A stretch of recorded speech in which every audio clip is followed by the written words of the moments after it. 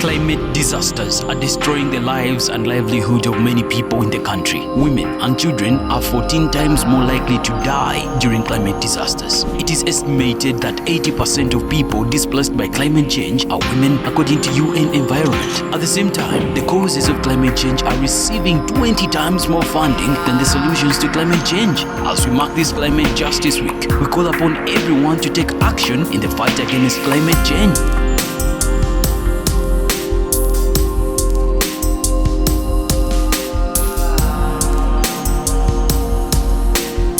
Climate justice is being fair. Anything around you, anything above you, anything beneath you. Teso generally in 2007 we had a pool of floods in Teso in general, but Katakwi as a district, over time we have the phenomenon of floods followed by prolonged drought.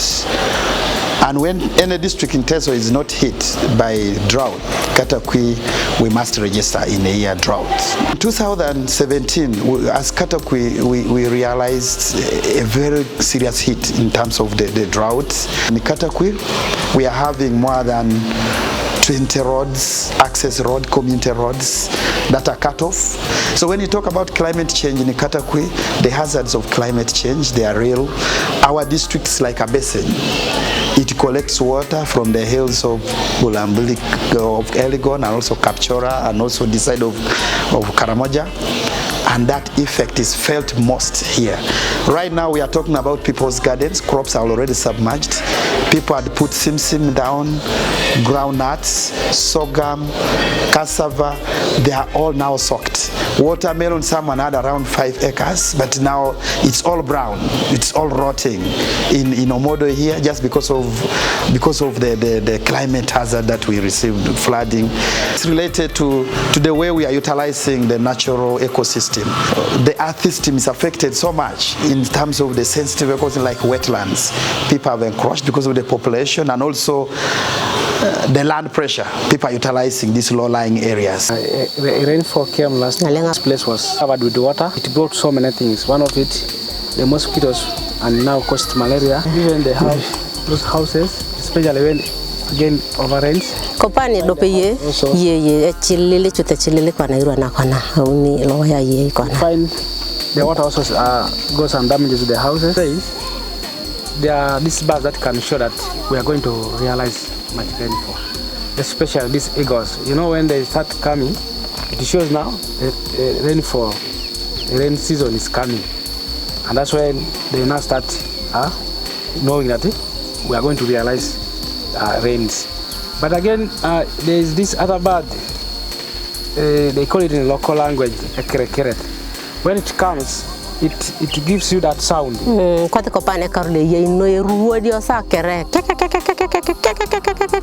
And especially this year, that bird appeared so many times. And if it appears, it shows you that you are going to realize much rainfall. And I think that's exactly what happened this year here. That's why water was too much, and it really made the place to be flooded and affected so many households. Currently, the district is suffering from flash floods. Katakwi as a district is a low-lying area. It is being affected by sometimes drought and sometimes waterlogging and the flash floods. Other areas, they are cut off. Many roads are washed off from, and people are not accessing the services. Generally, the effect is worsening as crops are washed in the gardens, submerged. Okay. Where we are right now is Musuku County, Ongongoja sub-county, and this spot is a swamp that connects to Ongongoja sub-county headquarters. It has been cut off, as we can see from the background.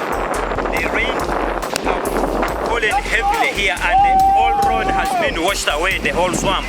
So people can no longer cross here. It has affected the households which are nearing this swamp, and all the economic activity, the business, people can no longer go to the market, and A number of gardens have been submerged, a number of houses have collapsed. Climate change is for real, and as a district we're also experiencing the effects of climate change. The district experiences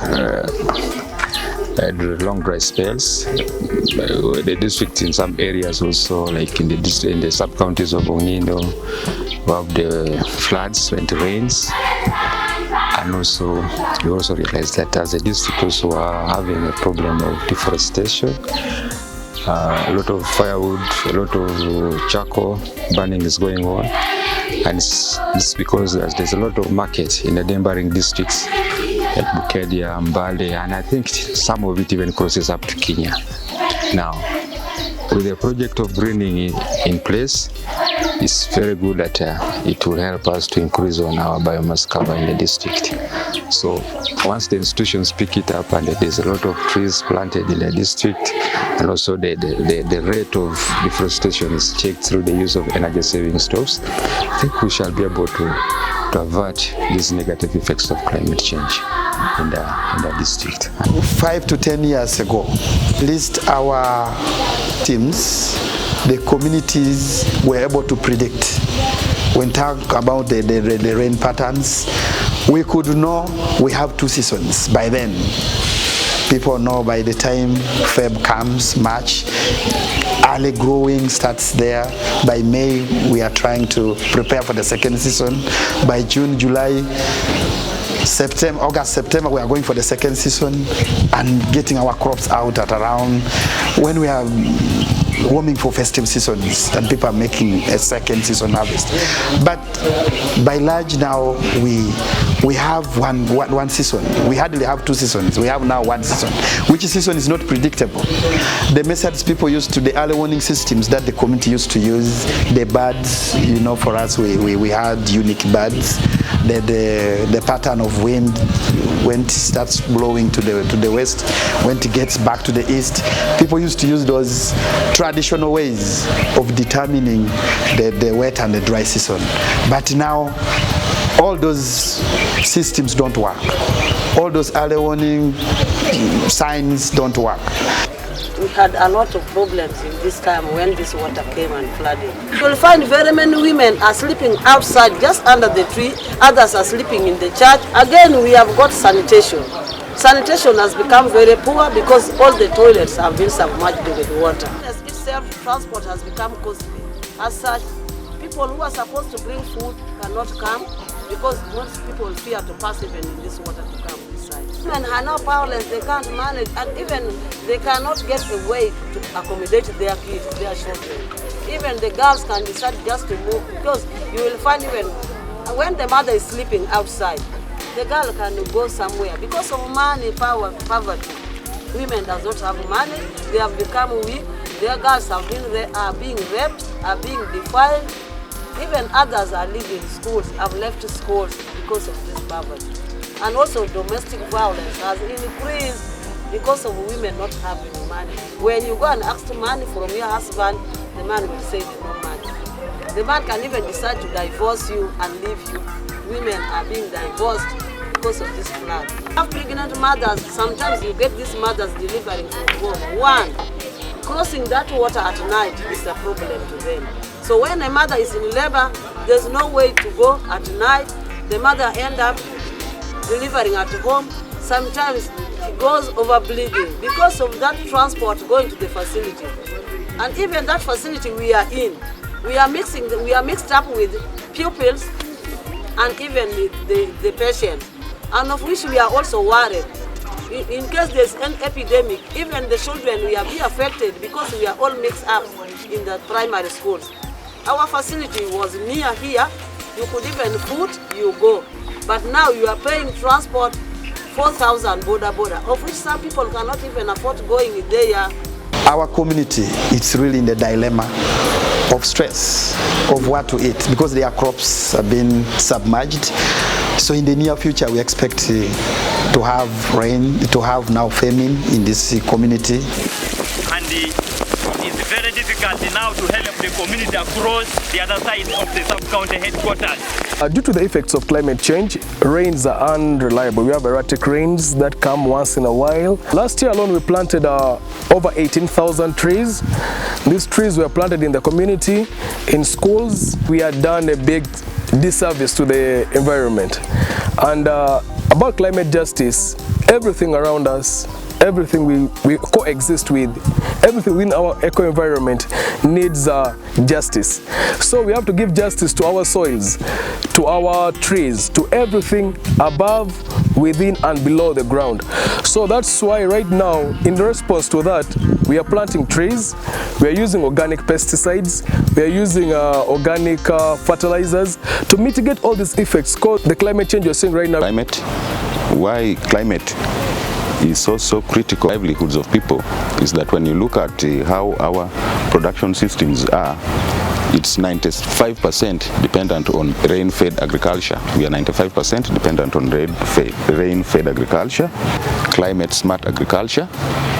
And when we talk about climate-smart agriculture, it is a pathway to increasing food security and also livelihoods of people. Climate has affected women. Women have the task, the responsibility of cooking food for the family. Times women use firewood and charcoal basically in our area to perform other tasks of going to the garden and also raising the children. And we believe agroecology is the change that we need right now to create a sustainable environment. And as we celebrate the Climate Justice Week, I think agroecology is one that should be adopted and spread out broadly. You see agroecology as a solution to mitigate and give justice to the environment that we live in. This message is brought to you by Action Aid International Uganda in partnership with Kota, Pelham Uganda, Vijana Corps and MEPRO.